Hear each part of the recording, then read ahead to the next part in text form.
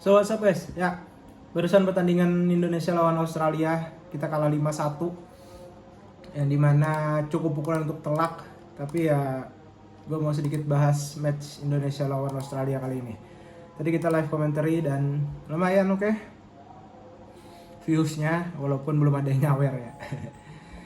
Dari statistik kita unggul posisi 60-40. Total tendangan 11-9, sementara shoot on target 4-7, dimana kita 4 dan Australia 7. Big chance mereka ada 5 dan 3 dari kita. Mulai dari babak pertama dulu. Babak pertama itu kita dapat penalti, strike dijatuhkan di kotak penalti. Dieksekusi oleh Kevin Dick walau gagal. Selang setelah itu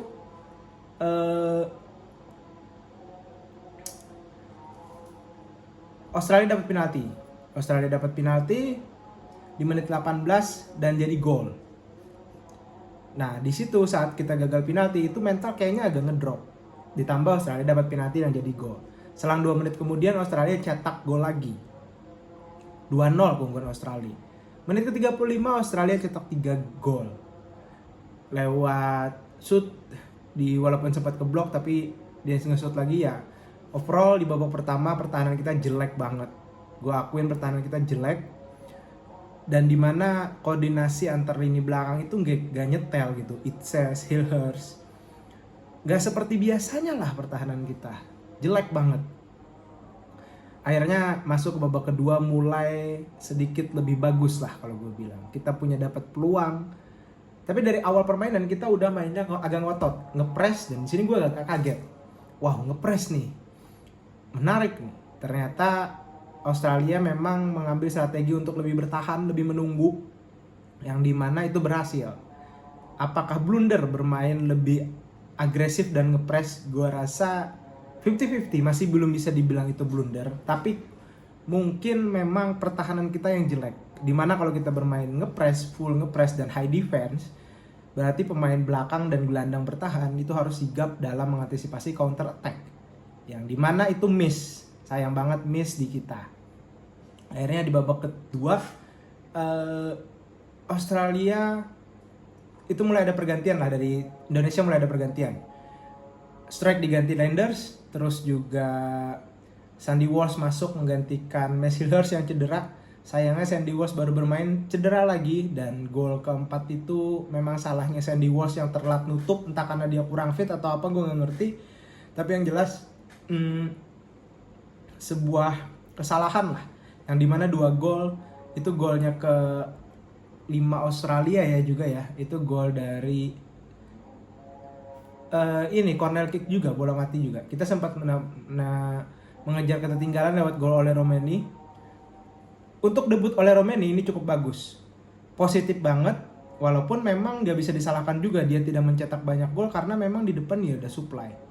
Gue lebih prefer oleh Romeni dipasang sebagai striker atau false nine dibanding strike. Dibanding Rangers pun Rangers membuktikan bahwa dia punya kapasitas lah untuk bisa bermain. Tapi memang lini tengah kita tenggelam. Nathan gak bagus, gak jelek banget juga. Tom Haye juga agak sedikit tenggelam. Tapi terlihat banget bahwa lini tengah kita keteteran gitu. Yang dimana peran lini tengah ini sentral untuk bisa mengalirkan bola ke depan untuk strike oleh Romeni dan Marcelino. Tapi so far yang ini udah terjadian lah, dan ini match Jepang sama Bahrain masih 0-0 ya. Wow, di menit ke-20 loh. Ini juga berpengaruh untuk poin kita. Semoga Jepang bisa menang lawan Bahrain, tapi kayaknya di match ini Jepang agak kesusahan gitu. Entah karena dia sudah punya banyak poin atau memang Bahrain yang terlalu ngotot. Tapi gue lihat Jepang agak kayak kurang menggigit gitu di pertandingan ini. Tapi masih menit ke-60-an ya. So far gue rasa kita harus move on, yang dimana banyak kesalahan terutama dari segi defense dan klinikal penyerangan itu harus diperbaiki banget untuk match lawan Bahrain ini harga mati untuk bisa menang gitu. Dan kita bermain di GBK yang dimana harus dapat 3 poin. Kalau enggak susah, kita nggak bisa lolos kalau misalnya kalah dari Bahrain. Dan dengan hasil Bahrain kalah dengan Jepang. Tapi melihat dari squad yang ada, memang mungkin pemilihan pemainnya masih apa ya, yang kembali lagi di video-video sebelumnya gue bilang bahwa yang jadi problem adalah pemilihan pemain dan waktu. Pemain agak susah beradaptasi dengan sistem yang dipengen oleh Kluivert, belum terbiasa lah. Jadi ini jadi PR banget, dan ini harus dievaluasi untuk beberapa hari, 5 hari ke depan, laga lawan Bahrain yang dimana kita harus menang. Tapi overall kita lebih bagus bermain di babak kedua, lebih jalan lah sistemnya dibanding babak pertama yang hancur banget. Walaupun dari segi pertahanan di babak kedua pun juga jelek. Terbukti 2 kali gol dari set piece.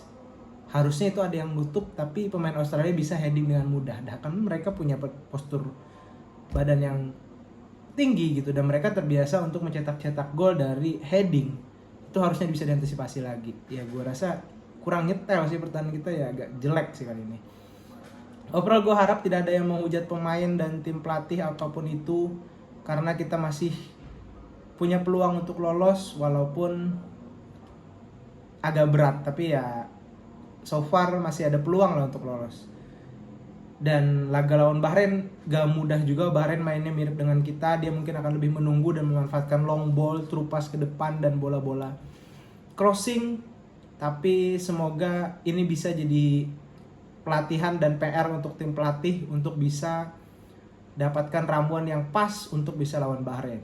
Ini udah berlalu lah, kita gak bisa salah-salahin siapapun, terlepas semua punya kesalahan masing-masing. Tapi yang jelas kita bermain jelek lah, terutama di babak pertama. Di babak kedua agak mendingan. Kalau untuk debut oleh Romeni, oke banget, dia sosok yang dibutuhkan. Tapi memang tapi memang dia nggak ada supply di tengah, kita tenggelam gitu. Jadi ya susah juga kan. Menurut gue adalah kita kalah dari mental. Setelah Australia unggul lebih dulu, kita gagal penalti, mental ngedrop. Itu jadi faktor utama kekalahan kita, dan jeleknya lini pertahanan juga, plus tengah tenggelam, dan depan gak ada yang supply gitu.